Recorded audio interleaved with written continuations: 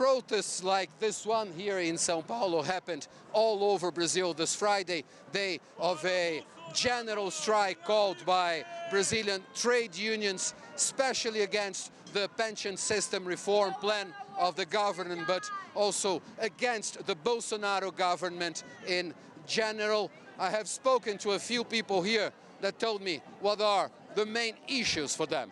Várias questões estão sendo levantadas. There are many issues being raised. For example, the cuts in the education budget, the cuts to the public health budget, and the general degradation of public services.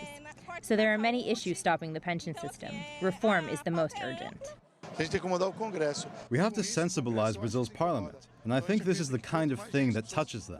So the more people we have on the streets, the better the results. And I trust that if we keep this up for the whole year, we may topple Bolsonaro.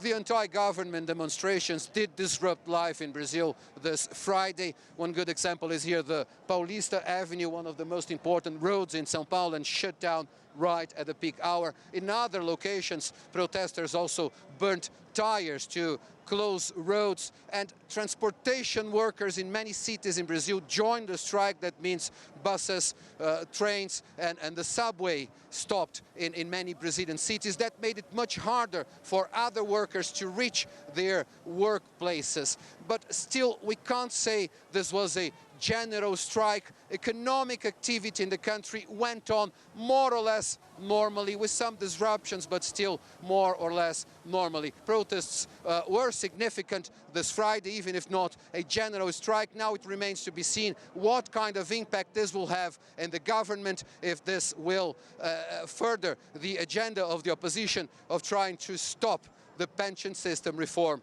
that is in Brazil's Congress. Paulo Cabral, CGTN, São Paulo.